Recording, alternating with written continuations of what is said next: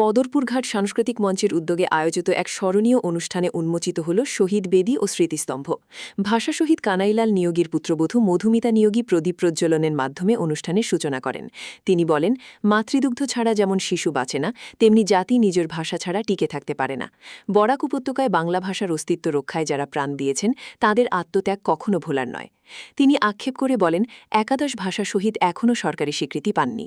যদি এই আন্দোলন ব্রহ্মপুত্র উপত্যকায় হতো, তবে অনেক আগেই তাদের স্বীকৃতি মিলত। ভাষার প্রশ্নে আমরা বঞ্চিত হয়েছি।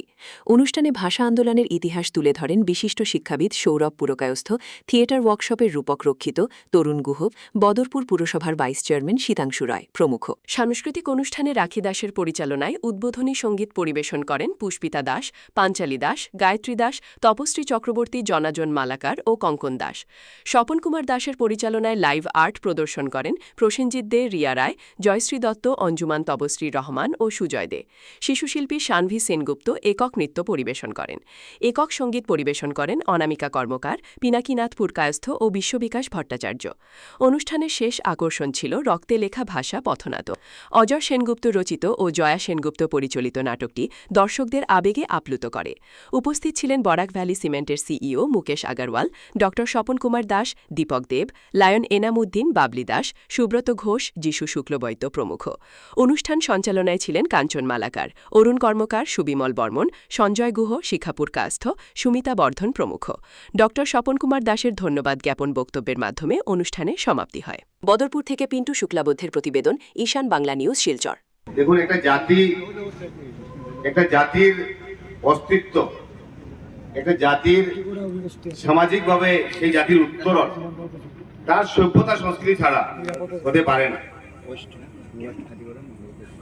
একটা জাতি যদি এগিয়ে দিতে হয় তাহলে তার একটা সংস্কৃতির দরকার, তার ভাষা দরকার, তার কৃষ্টি দরকার, তার সাহিত্যের দরকার, তার গল্পের দরকার, তার কবিতার দরকার, তার রচনার দরকার।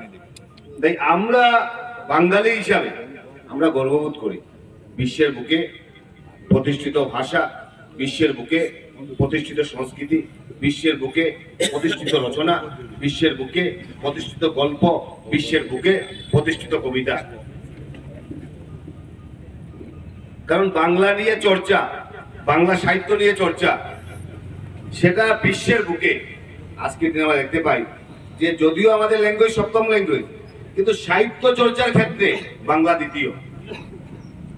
মানুষকে যখন জিজ্ঞেস করা হয় আপনি সাহিত্য চর্চা করবেন, আপনি কোন ল্যাঙ্গুয়েজে আপনি সাহিত্য চর্চা করবেন, আপনি সাহিত্য চর্চা করবেন, কাদের সাহিত্য নিয়ে আপনি সেই আলোচনা করবেন, কাদের সাহিত্য আপনি পড়তে চান, তাই বিশ্ববাসীর কাছে এখনো বাঙালিরা সমাদৃত।